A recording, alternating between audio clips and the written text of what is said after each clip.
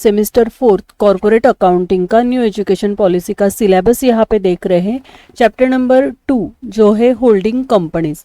तो first 3 problems जो है वो ऑलरेडी हमने सॉल्व किए हैं। अभी तक आपने वीडियोस नहीं देखे तो लास्ट वीडियो में आप देख लेना, वहाँ पे इंट्रोडक्शन और 3 प्रॉब्लम हमने अच्छी तरह से सॉल्व किए हैं।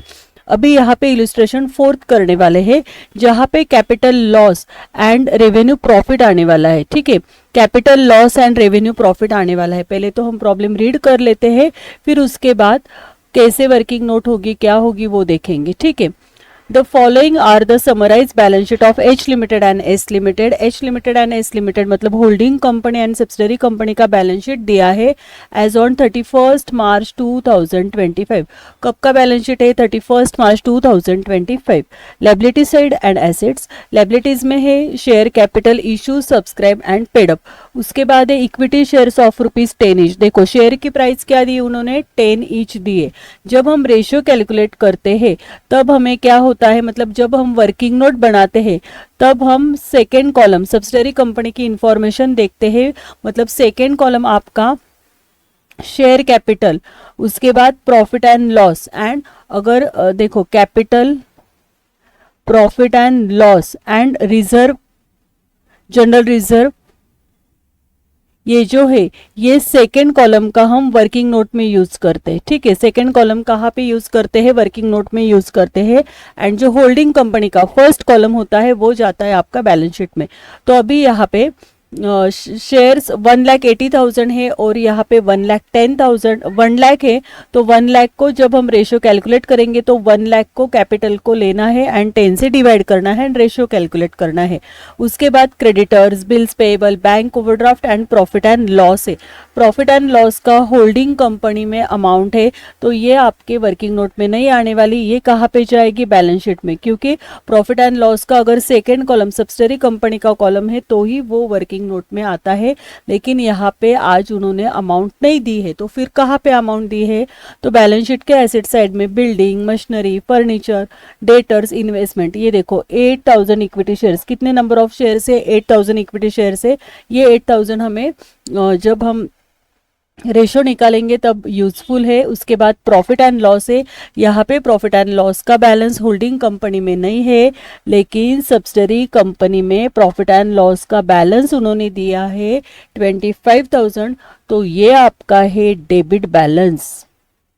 क्या है ये? Debit balance. डेबिट बैलेंस का मतलब होता है जब हम कैलकुलेशन करने वाले हैं तब हम वो निगेटिव में लिखने वाले हैं। ठीक है, तो यहाँ पे हमने सिर्फ बैलेंस शीट रीड किया है। अभी हम देखने वाले हैं एडजस्टमेंट, क्या क्या दिए उन्होंने। Debtors of H limited include 10,000 due from S limited.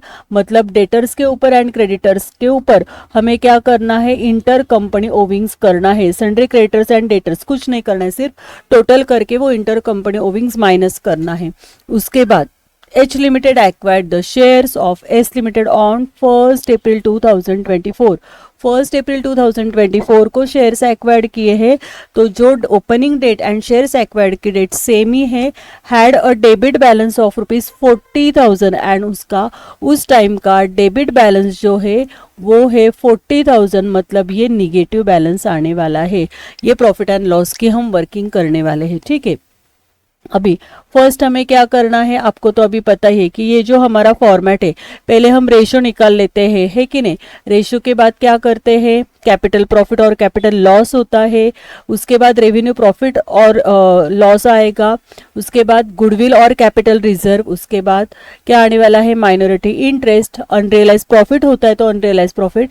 And last में इस फॉर्मेट में हम क्या प्रिपेयर करते हैं? बैलेंस शीट प्रिपेयर करते हैं।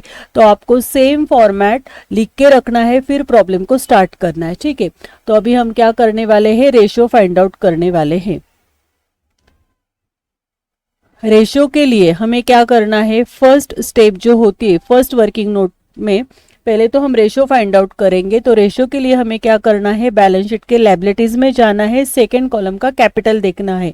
देखो मैंने बहुत अच्छी तरह से आपको यहाँ पे प्रिपेयर करके दिया है, सिर्फ आपको वहां पे वैल्यूज पुट करनी है। ठीक है, ये देखो क्या करना है। फर्स्ट हमें रेशियो के लिए हमें बैलेंस शीट के लायबिलिटीज में कैपिटल देखना है, लेकिन सेकेंड कॉलम का कैपिटल देखना है, मतलब जो होता है सब्सिडरी कंपनी का। चलो देखेंगे कैपिटल कितना है। ये देखो कितना है, 1 लाख रुपीज कैपिटल है। ये 1 लाख रुपीज कैपिटल अभी क्या कर रहे हैं हम, वर्किंग नोट में यूज कर रहे हैं।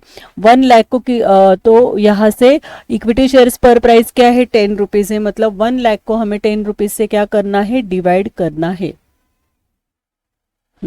तो यहाँ पे हमें क्या करना है, 1 लाख को 10 से डिवाइड करना है, मतलब आपके नंबर ऑफ शेयर्स हो गए 10,000। ठीक है, तो ये 10,000 शेयर्स आ गए। अभी ये मल्टीप्लाई करके जो वैल्यू आने वाली वो फेस वैल्यू आने वाली, लेकिन पहले हम रेशो फाइंड आउट करेंगे। देखो अभी रेशो के लिए पहले तो होल्डिंग कंपनी ने कितने शेयर्स एक्वायर्ड किए हैं एंड सब्सिडरी कंपनी ने कितने शेयर्स एक्वायर्ड किए वो हमें देखना पड़ेगा। तो ये कहाँ पे मिलेगा, कितने शेयर्स एक्वायर्ड किए हैं, ये एक तो ये ऊपर बैलेंस शीट के ऊपर जो इंफॉर्मेशन होती है वहां पे मिलेगा, या एडजस्टमेंट में मिलेगा, या बैलेंस शीट के एसेट में होता है। ये देखो इन्वेस्टमेंट 8,000 शेयर्स दिखेगा यहाँ पे, नंबर्स कितने शेयर से 8,000 शेयर्स एक्वायर्ड किए हैं। तो यहाँ पे रेशियो के लिए हमें क्या करना है, देखो सिंपल था, बैलेंस शीट के लायबिलिटीज में गए, सेकेंड कॉलम का कैपिटल देखा और वहां पे हमने ₹10 से, क्योंकि पर शेयर प्राइस ₹10 है, अगर 100 होती तो 100 से डिवाइड करेंगे, लेकिन यहाँ पे ₹10 पर शेयर प्राइस है, इसलिए ₹10 से हमें डिवाइड करना है। नंबर ऑफ शेयर्स मिल गए हमें 10,000 शेयर्स। अभी 10,000 शेयर्स से 8,000 शेयर्स होल्डिंग कंपनी ने एक्वायर्ड किए हैं, तो रिमेनिंग शेयर्स कितने आएंगे, 10,000 माइनस 8,000, रिमेनिंग शेयर्स कितने हो गए आपके 2,000।